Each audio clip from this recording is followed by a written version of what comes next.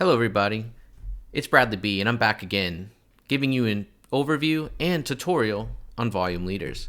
Before we begin, I wanted to go over the introduction to dark pools, which is what Volume Leader provides to you. As you can see, dark pools are private exchanges for trading securities that are not accessible to the investing public. They are also known as dark pools of liquidity, and the name of these exchanges is a reference to their complete lack of transparency. Mostly, dark pools came about to facilitate block trading by institutional investors who do not wish to impact the markets with their large orders and obtain adverse prices for their trades. Sometimes they can cast an unfavorable light, but they serve a purpose by allowing large trades to proceed without affecting the wider market. The lack of transparency makes them vulnerable to potential conflicts of interest by their owners and predatory trading practices by some high-frequency traders. So what does this all mean? Basically, dark pools are a place where institutions go to facilitate their trades and kind of hide out from retail and from other people being able to see exactly what they are. The advantages include market impact is significantly reduced, which would lower transaction costs because these institutions don't have to pay exchange fees. The amount of trading in dark pools owned by broker-dealers and electronic market makers continues to grow. Stock prices on exchanges may not reflect the actual market. While they are legal and regulated by the SEC, they have been subject to criticism due to their opaque nature. Because they are not available to the public, they have sometimes been used for predatory practices, especially by high-frequency trading firms. The lack of transparency can also work against pool participants since there is no guarantee the institution's trade was executed at the best price. Dark pool operators have been accused of misusing their dark pool data to trade against their other customers or misrepresenting the pools to their clients. According to the Wall Street Journal, securities regulators have collected more than $340 million from dark pool operators since 2011 to settle various legal allegations. So this basically means institutions use these pools to hide out, to possibly do obscure things, and then also misuse some of the data and falsify things to their advantage. It's very sketchy. It's very Wall Street-like, which is why we're giving you info to put on charts and see what they're doing with certain levels of equities. Getting to the volume leaders page, I am logged into my account. If you do not have an account, Volume Leaders provides a free trial when you sign up. So I recommend you just sign up and try it yourself to see how you like it. The first thing you want to do is go to Getting Started. Here is a high-level overview of all of the things that Volume Leaders provides. It also goes over the types of prints and what the colors mean and the shapes mean. They have over 5,000 plus tickers since January of 2004, and they only show greater than 10,000 shares and greater than 500,000 USD. So you're talking about big money, the big whales from institutions that are using dark pools to print their trades in the way they're positioning in the market. The next tab we're going to go to is Trades. Now, this is probably one of the most important tabs that I personally use, and this will show you all of the trades coming in to the dark pools across all of the tickers. You can see up here that all disproportionately large trades is selected as the default template. However, you can come in here and choose whichever you want to see. So you can see there's some different sectors here you can sort by, or you can just do top 100 ranked, top 30 ranked. It's all customizable. So whatever you want to do, it is your personal prerogative. Whatever you like to trade, or whatever sector you really favor, you can select. You can see this gear icon over here, and we'll get into this a little more once we get to the chart page, but this is where you'll be able to filter. You do have the ability to edit your own search templates. I don't have any, but you can create your own and go between them, which is really cool. You can also export all of this to Excel if you want to search a certain range, export it, and look through any of the data yourself. Some tutorials as well on volumeleaders.com. So if you come here, it'll take you to our YouTube. If you don't want to learn how to consistently make... Going back to the trades page, you see these 3 tabs up here. These are just the 2 other types of trades that come in. Offsetting trades, if you go to getting started, it'll tell you right here what offsetting trades are. Same with phantom. It'll tell you exactly what phantom trades are right here. And these are just separated in different tabs. For me personally, I like to use just the trades. Sometimes I'll go in and check phantom prints. Maybe once every other day or every few days, I'll go in and see if there's any big ones. But overall, I like to look at the trades here. Moving on, let's go over to the trade clusters tab.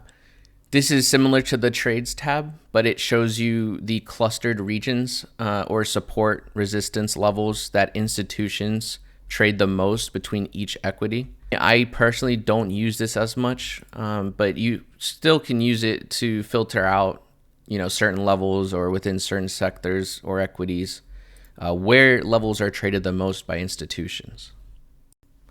Moving on, we're going to go to the volume selector up here.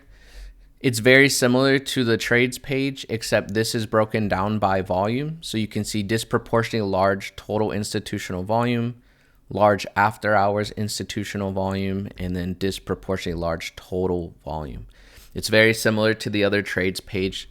You can search by tickers up here, export by Excel, and then you can sort all of these columns to your liking. Moving on to the chart tab. This is probably one of the most important tabs that I personally look at, and you should as well, because it gives you the charts with the prints on them. And so you can see all the circles are prints coming in. The legend on the right will tell you the type of print. And then on the left side, these are the trades as they come in. So they'll be printing right here. And then the large levels are just the clustered zones. So these dashed lines are the clusters. In the top left, this is the most recent price. Under it is the daily gain or loss. And then under that is bid and ask. Moving on to alerts. This is really cool. If you want to set up an alert, you can come in here, name it whatever you want, custom, type in all of the tickers you want to include. You can then filter out what type of ranked trade it is, percentile, volume, dollars, if there's overbought, oversold. You can do all of this for unusual prints, after hour, daily, and then create an alert. So the alert, when you create it, will be sent to your email right now, and it'll alert you whatever template you set up here as to, if SPY hits this amount of volume from an after hours print, here's an alert. And so that's an example of how you can set up some of these alerts to your choosing. Next, we're going to go to the videos page. This is just a page of how-to videos or trading videos that is featured on the Volume Leaders YouTube. And so you can come down here and see some of the videos that they've made. And at the bottom, you'll see some information about Volume Leaders, the link to their YouTube, X, contact, and PayPal information. So you're asking, how does this benefit me during my trading? For me, I like to look at the trades page and keep this on a separate monitor while I trade. That way I can see which prints are coming in real time and how that affects price. I like seeing all the large trades coming in. You can see the highlighted once they get up into the 99% plus area, which means these are relatively big trades coming in. The last date over here, it says last date prior to this date at which a trade of this size or larger was reported. This isn't the last date that the trades have come in. So this is all real trades in real time. These are just the last dates from when the previous largest similar trade came in. And what is an example how I use Volume Leaders every single week? Usually on Fridays, I'll come in here and I'll filter to see the biggest trades from the whole week. So as you can see, I filtered from October 30th, the Monday, to this past Friday, November 3rd. Apply changes. And when that loads, I'm going to sort this column rank from top to bottom. So you'll see when it loads, there's number 1, and it goes all the way down based on the ranks coming in.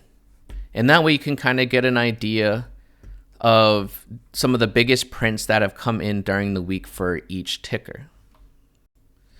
And so once you have this information, you can even zone in more to see how this has an effect possibly on the equity. So for example, SCHG is Schwab US Large Cap Growth ETF. Let's go ahead and open it and see how this print came in and how it could impact the stock. Here is the SCHG chart with the number 1 print right here. These were other prints that came in on November 1st. Let's take a look at some of the filter settings. This is just on November 1st. So let's take it and move it out so we can see what this means, maybe from the July top. And let's expand this to present day. So we're going to show the 3 largest trades from July to November in this ETF. And as you can see, number 8 came back at the July tops. Number 19 came near the September low, and then number 1 just came here this past week. And so you can kind of get an idea of how institutions are positioning. You can also see the levels as well of the clusters. And so I like to use it just to zoom out and see where big prints come in, where levels are when they come in, and how price is affected. We can do the same thing down here, SPXL, which is 3 times bull S&P 500. I already pulled the chart up from July tops. You can see some of the biggest prints came in near the top, as well as some came in near this oversold temporary bottom area from last week. And you can see how price reacted to it. So let's go on to another ticker. I'm going to open up the chart, go to the filter settings, and we're going to look at IYY. Now, IYY is not very liquid. There's very light volume coming in here, but it is a place where institutions like to hide. You can see we got some major prints on Friday. Number 9 and number 6 came in. So let's go ahead and expand this back. So let's go back to the July tops. You can see number 27 came in September right here, followed by a move down. Number 6 and 9 came in on Friday. Maybe it's another positioning where they expect a move to the downside as well. But how do I know? What if I wanted to look at more historical context to help me decide some of the moves in this ETF? We can go ahead and expand the timeline. Let's say I want to go back to the tops of December 2021. Let's take a look and see what this looks like. And here are the top 3 trades. As you can see, number 3 came in right near the August top from last year, followed by this move down. And so you're saying, this is only 3 trades. What if I wanted to see more? So here you can come to the gear icon and go to which trades should be shown. You can choose all of these. So let's choose the top 5 instead of the top 3. And here you can see the top 5 prints over the past year and a half. And so as you see, number 16 came in literally at the top from January. Number 3 came in at the top of August last year. 27 came in near the September highs, and now number 6 and 9 is coming in near these November highs so far. This is a good way to use volume leaders to see how certain institutions use these ETFs into their advantage and how price reacts to it. So far for IYY, whenever we get these big prints, there seems to be a move to the downside that occurs. So I feel like an institution uses this as a possible short positioning or selling for their position. And you're saying, what about other ETFs? Do they have similar prints? Well, let's take a look. So Moat is another ETF that has names like Google, Gilead, Schwab, US Bank. So here are some big prints over the past year and a half from Moat. And you can see some of them have come from the lows and then having moves up. Same for moves down. So people are using this ETF to do both. So let's go ahead and filter. Let's just do from the first of this year. Here are the top 5 largest prints. So number 2 came near the beginning of the year, followed by this move down. 15 followed by this move up.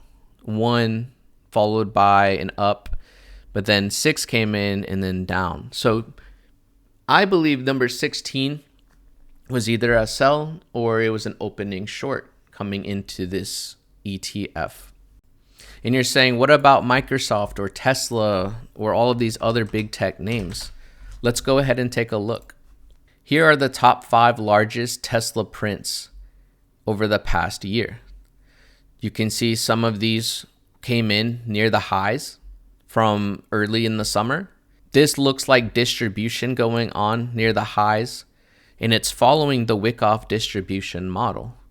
You can see anytime nominal highs are made, there's usually a big print, which shows me institutions are selling.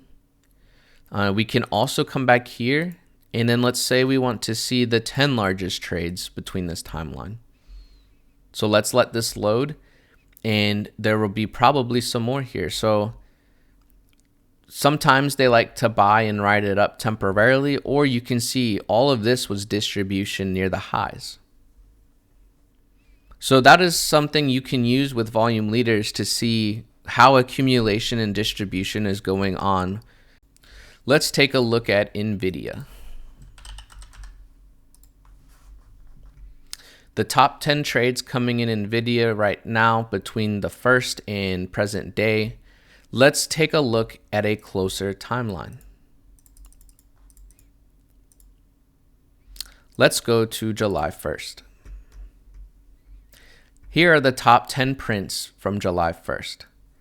And what this is kind of telling you is distribution has been going on since July. You know, NVIDIA has been on a tear, and a lot of these institutions have been selling into these gains and these highs of NVIDIA. So this is just another way how I use volume leaders to see what institutions are doing either over short time frames or longer term time frames. This is very helpful to see, again, what institutions are doing and how price is reacting to this. You can see these huge trades came in near this top, followed by a move downward, creating a head and shoulders like pattern. And so your next question might be, how do I use this intraday or daily to see how prints are coming in? So let's take QQQ, and we'll go ahead and go to the present day of November 3rd. I still have the 10 largest trades filtered. So if you have this pulled up, these prints come in real time. And when I say real time, they come in when they're reported. However, there is a 15-minute delay. When these prints come in here during the day, you can see how price reacted to it. And these are not the biggest. Again, this is just on an intraday perspective. So these are the top 10 of just Friday. 250,000 shares, yes, it's a lot, but it's nothing compared to if you expand the timeline out and then filter by top 5 or top 10 trades. A lot of activity came near the bell, which makes me think these were opening shorts.